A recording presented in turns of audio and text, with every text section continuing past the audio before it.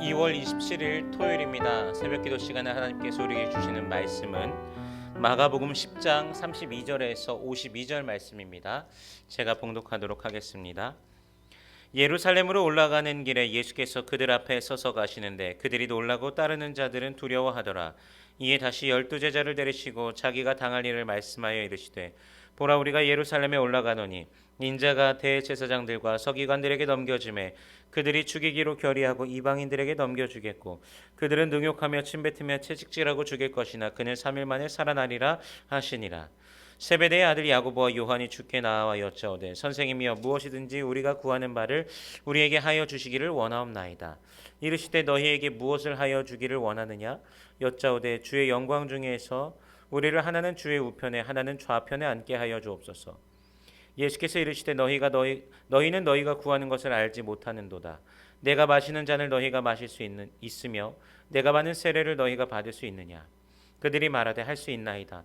예수께서 이르시되 너희는 내가 마시는 잔을 마시며 내가 받는 세례를 받으려니와 내 좌우편에 앉는 것은 내가 줄 것이 아니라 누구를 위하여 준비되었든지 그들이 얻을 것이니라.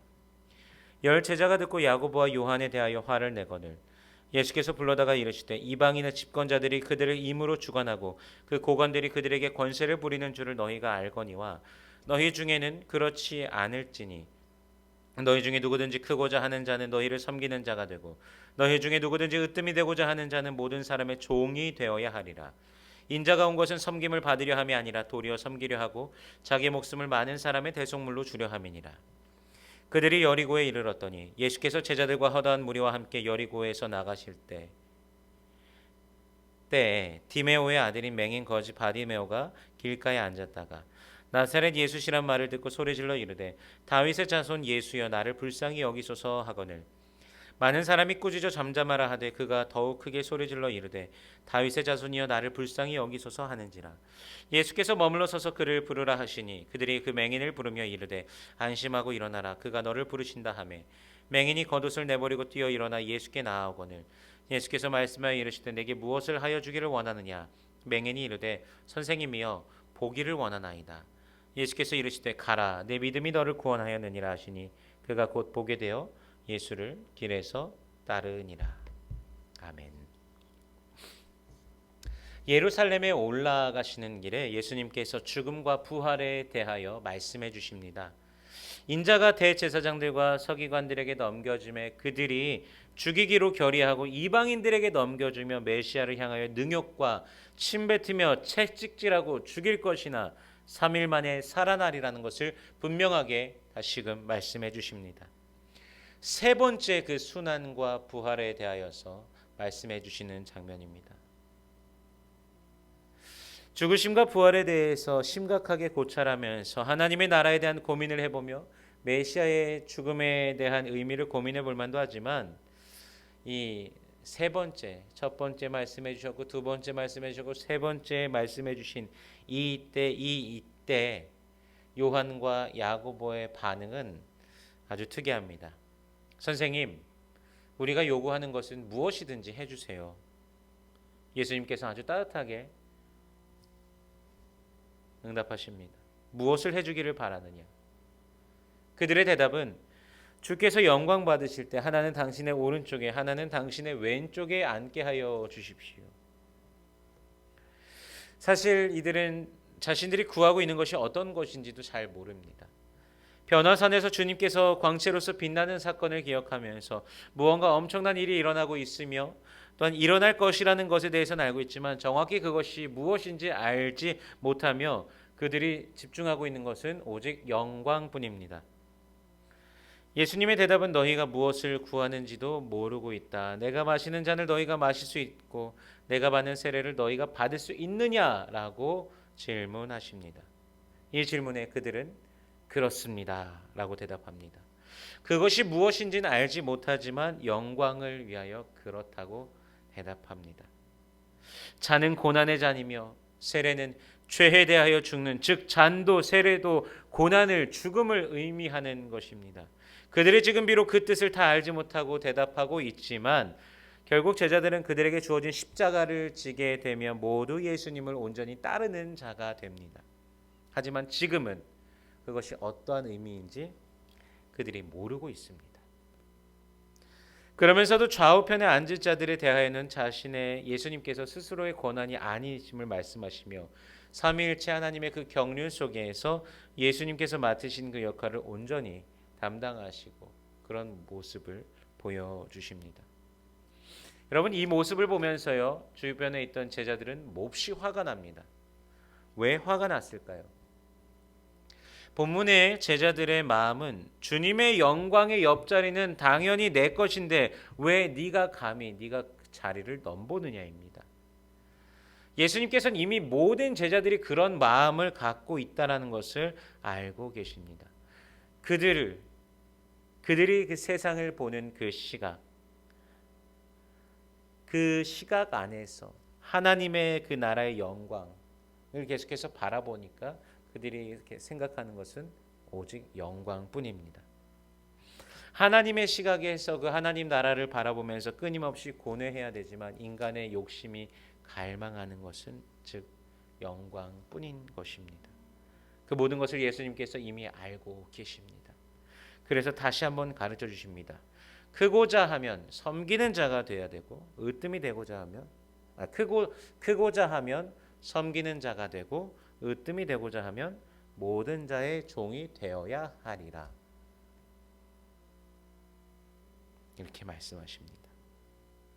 우리가 모두가 암송해야 될 구절 마가복음 10장 45절이죠. 인자에 온 것은 섬김을 받으려 함이 아니라 도리어 섬기려 하고 자기 목숨을 많은 사람의 대속물로 주려 함이니라. 죄로 가득한 인간의 본성은 섬김을 받는 것이고요. 다른 사람을 밟고서 위로 올라가는 것입니다. 자신이 가장 높은 곳에서 존귀 여김받고 싶어하는 것이 바로 인간의 본성입니다. 남을 밟고 일어서길 원하고 타인을 이용하여 스스로 높아지고 또는 이익을 얻기 위하는 것이 인간의 본능입니다. 그러나 예수님은 세상적인 그 높아짐의 그 개념과는 반대의 것을 제시하십니다. 섬기는 자가 되어야 위대해지고 모든 자의 종이 되어야 으뜸이 된다.